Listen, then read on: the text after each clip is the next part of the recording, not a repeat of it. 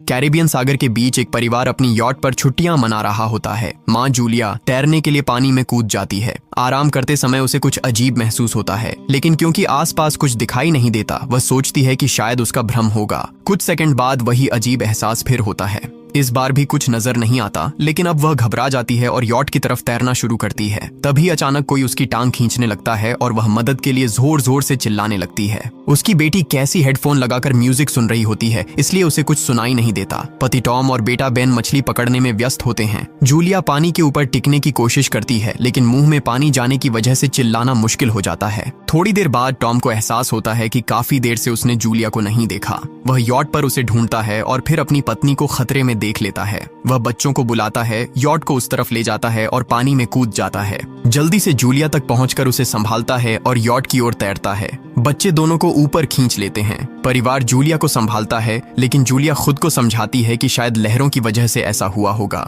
रात को सब मिलकर बेन का जन्मदिन मनाते हैं। कैसी को उसके बॉयफ्रेंड का कॉल आता है, तो वह लैपटॉप लेकर बाहर चली जाती है। वीडियो कॉल में उसका बॉयफ्रेंड दिखाता है कि शहर के ऊपर बड़े बड़े काले बादल छा गए हैं। कॉल ग्लिच होकर फ्रीज हो जाती है। कैसी यह बात परिवार को बताने आती है, लेकिन टॉम कहता है कि शायद जमीन से दूर होने की वजह से सिग्नल कमजोर है। तभी सबको एक आवाज सुनाई देती है। वे सब बाहर जाते हैं और देखते हैं कि व्हेल मछलियों का एक समूह गुजर रहा है। टॉम समझाता है कि व्हेल मछलियां हमेशा पृथ्वी के मैग्नेटिक फील्ड को फॉलो करती हैं, लेकिन जब तूफान आता है तो वे कंफ्यूज हो जाती हैं। अचानक यॉट जोर से हिलती है और बेन गिर जाता है। टॉम को चिंता होती है कि कहीं यॉट को नुकसान तो नहीं पहुंचा, इसलिए वह डाइव करके नीचे चेक करने चला जाता है। कुछ देर बाद वह सतह पर वापस आता है, लेकिन उसके कंधे पर एक बड़ा घाव होता है। जूलिया तुरंत उसका जख्म सीती है। टॉम बताता है कि पानी के अंदर उसे ऐसा लगा जैसे उसके पीछे कोई बहुत बड़ा जीव था, लेकिन जब उसने मुड़कर देखा तो प्रोपेलर से कट लग गया। वह कहता है कि जो भी चीज थी बहुत बड़ी थी। टॉम को यॉट पर काफी नुकसान दिखाई देता है, इसलिए उन्हें मदद बुलानी पड़ती है। जूलिया बार बार रेडियो पर कोशिश करती है। कैसी फोन पर सिग्नल ढूंढती है, लेकिन कुछ भी काम नहीं करता। तभी कैसी को एक अजीब सा जीव दिखाई देता है और वह चिल्ला उठती है, लेकिन वह तो बस बेन होता है जो मास्क पहनकर मजाक कर रहा होता है। कुछ देर बाद यॉट पूरी तरह बंद हो जाती है और समुद्र के बीच में फंस जाती है। जूलिया रेडियो में एक आवाज सुनती है, लेकिन आवाज इतनी खराब होती है कि उसे कुछ समझ नहीं आता। टॉम परिवार को बताता है कि उनके पास सिर्फ 4 दिन का खाना पानी बचा है और अब उन्हें किसी मछली पकड़ने वाली नाव का इंतजार करना होगा। अचानक रडार पर कुछ डिटेक्ट होता है और परिवार को एक अजीब सी आवाज सुनाई देती है। सब दौड़कर बाहर आते हैं और हैरानी से देखते हैं कि कई सारे उल्कापिंड जमीन पर गिर रहे हैं। जहां जहां उल्कापिंड गिरते हैं वहां बड़े धमाके होते हैं। एक उल्कापिंड पानी में उनके पास गिरता है तो टॉम तुरंत यॉट को चलाने की कोशिश करता है। इंजन मुश्किल से चलता है, लेकिन तभी एक और उल्कापिंड उस इलाके को हिट करता है। परिवार डर के मारे एक दूसरे को कसकर पकड़ लेता है। तभी टॉम को समझ आता है कि जो आग के गोले गिर रहे हैं वे उल्कापिंड नहीं बल्कि सैटेलाइट्स हैं। उसी वक्त बेन देखता है कि यॉट से धुआं निकल रहा है। टॉम चेक करता है और कंफर्म होता है कि इंजन खराब हो गया है। हवा तेज होने लगती है तो फैमिली यॉट के अंदर छुप जाती है, बिना ये नोटिस किए कि कंपास बहुत तेजी से घूम रहा है। यॉट जोर जोर से हिलने लगती है। बेन फिर से गिर जाता है और इस बार उसे चोट भी लग जाती है। लहरें तेजी से यॉट से टकरा रही होती हैं। टॉम स्ट्रगल करके बाहर जाता है और लाइफ जैकेट्स लेकर आता है। तभी पावर चली जाती है। टॉम तुरंत पावर बॉक्स का बटन प्रेस करता है और लाइट वापस आ जाती है। उस वक्त बेन नोटिस करता है कि जूलिया की नाक से खून बह रहा है। जूलिया को चक्कर आने लगते हैं, जबकि कैसी सिंक पर जाकर उल्टी कर देती है। टॉम रेडियो ट्राई करता रहता है पर सिग्नल नहीं मिलता। अचानक एक तेज हाई पिच्ड नॉइज आती है और हवा और भी स्ट्रॉन्ग हो जाती है। जूलिया दरवाजे बंद करने की कोशिश करती है, पर एक हैच खुल जाता है और हवा खिड़कियां तोड़ने लगती है। टॉम एक फ्लेयर जलाता है और थोड़ी देर बाद अंधेरा छा जाता है।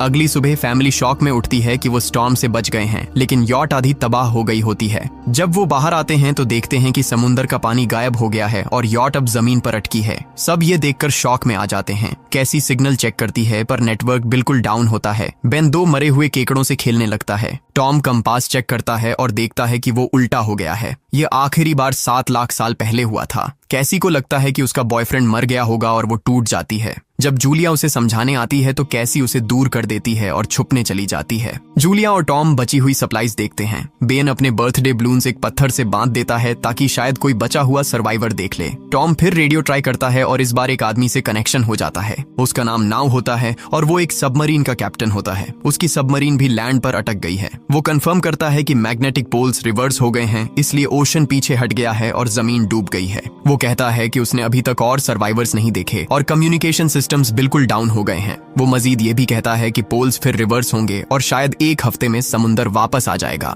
वो फैमिली को वार्न करता है कि जितना हो सके ऊंची जगह चढ़ जाओ, क्योंकि जब पानी वापस आएगा तो वो बहुत खतरनाक होगा। वो बोलता है उसका पार्टनर क्रैश में मारा गया और सबमरीन में बस 3 लोगों की ही जगह है। जूलिया और टॉम उससे कहते हैं कि प्लीज हमारे बच्चों को बचा लो। वो उन्हें अपने कोऑर्डिनेट्स दे देता है। टॉम कैलकुलेट करता है कि सबमरीन तक पहुंचने में 2-3 दिन लगेंगे। वो फैमिली से कहता है आज रात अच्छे से आराम कर लो, कल सुबह हम निकलेंगे। अगली सुबह फैमिली सामान पैक कर रही होती है, तभी टॉम को पास में कुछ हिलता हुआ दिखता है। वो एक लंगड़ा आदमी होता है जिसके हाथ में हार्पून होती है और साथ में एक कुत्ता लगातार भौंक रहा होता है। टॉम उसके पास जाता है और उसे पानी की बोतल देता है, लेकिन वो आदमी कुछ ऐसी भाषा में बोलता है जो टॉम समझ नहीं पाता। पानी पीने के बाद वो अजनबी अचानक टॉम के सिर पर बोतल मारता है और चेहरे पर जोर का लात मार देता है। जूलिया डर के मारे भागती है, लेकिन तब तक देर हो चुकी होती है। वो आदमी टॉम के पेट में हार्पून घुसा चुका होता है। टॉम कुछ पल तक तड़पता है और फिर वो उसकी गर्दन भी काट देता है। फिर वो आदमी जूलिया के पीछे भागता है और उस पर हार्पून फेंकता है, जिससे उसके कंधे में चोट लग जाती है।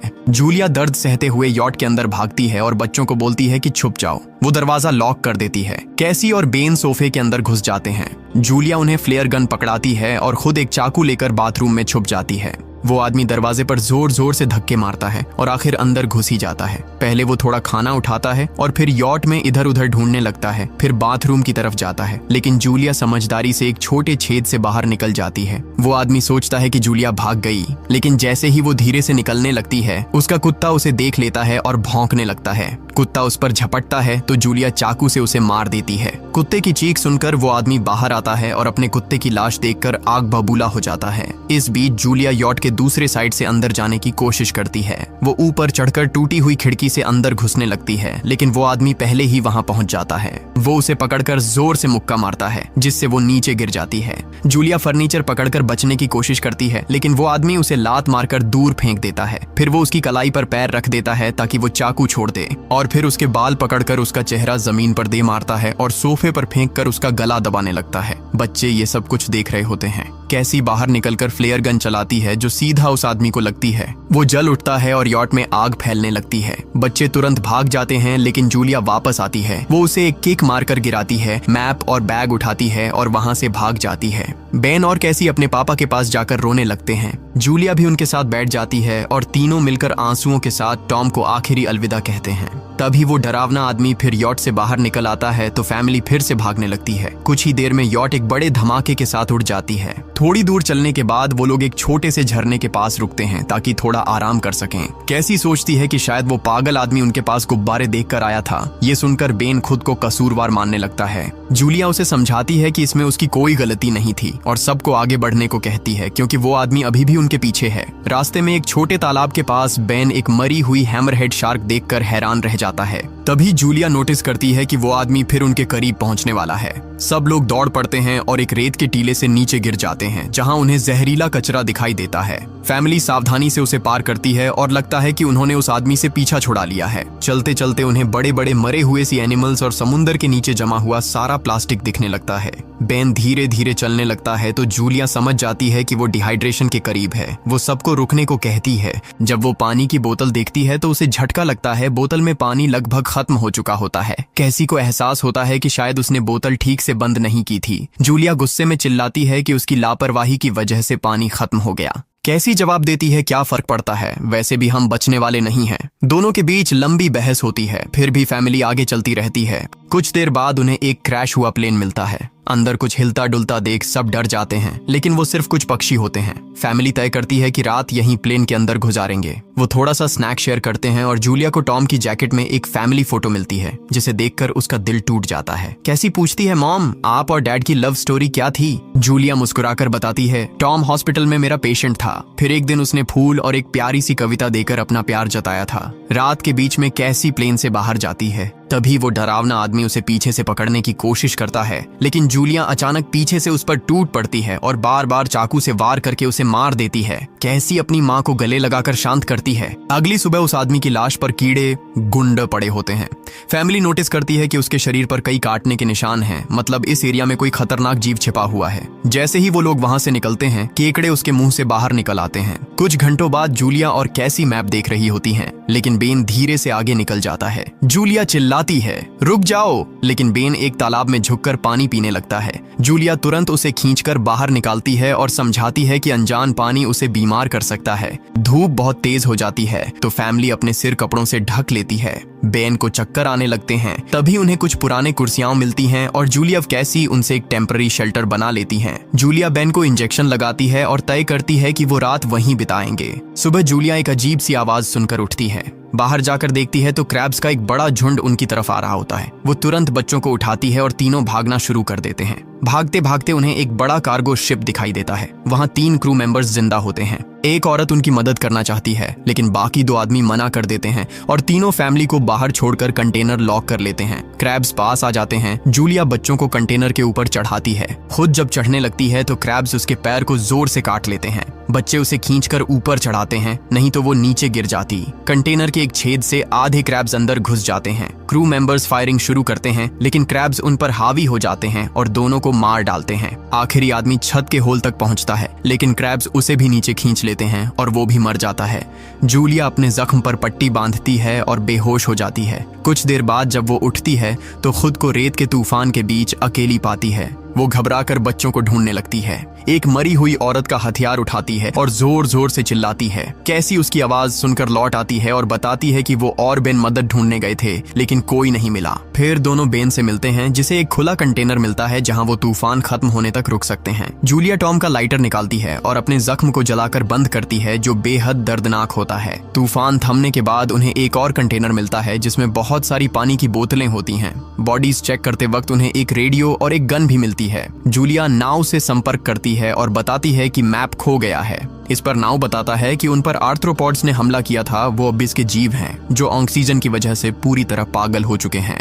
अब नाव फैमिली को जल्दी करने को बोलता है क्योंकि उसके इंस्ट्रूमेंट्स ने कैलकुलेट किया है कि समुद्र उम्मीद से ज्यादा जल्दी वापस आएगा और उनके पास सिर्फ कुछ घंटे बचे हैं। वो एक फ्लेयर शूट करता है और फैमिली उस दिशा में चलना शुरू करती है। लंबी वॉक के बाद फैमिली को एक टूटा हुआ टॉयलेट मिलता है जिसमें बेन पेशाब करता है। अब वो लोग आखिरकार सबमरीन को पास ही देख लेते हैं लेकिन वहाँ पहुँचने के लिए उन्हें एक बड़ा चट्टानी रास्ता पार करना होगा। जैसे ही वो रास्ते से गुजरते हैं दीवारें हिलने लगती हैं और पत्थर गिरने लगते हैं जिससे एक भयानक रॉक स्लाइड हो जाता है। जूलिया तुरंत अपने बच्चों को साइड में धक्का देती है और खुद भी पीछे हट जाती है ताकि कुचली न जाए। अब एक पत्थर की दीवार उनके बीच आ गई है। जूलिया बच्चों से कहती है कि वो बिना उसके आगे बढ़ जाए लेकिन कैसी मना करती है और जोर देती है कि उसकी माँ को चढ़ने की कोशिश करनी चाहिए। बहुत बहस होती है और चिल्लाने के बाद जूलिया वादा करती है कि वो बाद में अपने बच्चों को ढूंढ लेगी।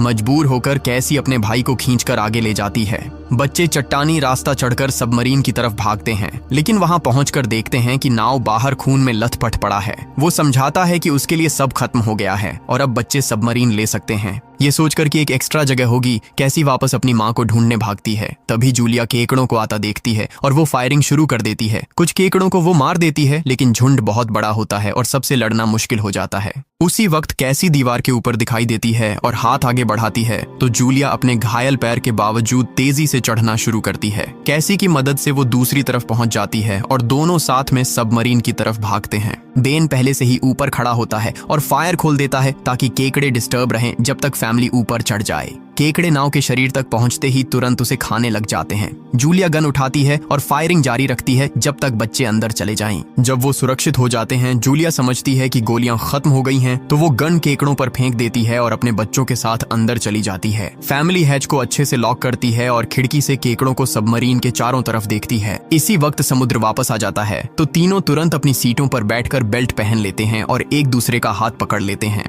तेज लहरें सबमरीन को जोर जोर से इधर उधर फेंकना शुरू कर देती हैं, जिससे जूलिया को पूरी जर्नी के विजन दिखने लगते हैं और कैसी उल्टी कर देती है। जल्दी ही वो हाई पिच आवाज वापस आती है और फैमिली बेहोश हो जाती है। कुछ देर बाद जूलिया और बच्चे होश में आते हैं और खुद को जिंदा देखकर खुश होते हैं। वो हैच अनलॉक करके बाहर निकलते हैं और देखते हैं कि लहरों ने सबमरीन को एक तबाह शहर में गिरा दिया है। यानी अब जिंदा रहने और नया जीवन शुरू करने की उम्मीद है। और यहीं पर फिल्म खत्म होती है। चैनल को सब्सक्राइब करना न भूलें और बेल आइकन जरूर दबाएं ताकि आपको ऐसे ही मजेदार वीडियो मिलते रहें। देखने के लिए धन्यवाद।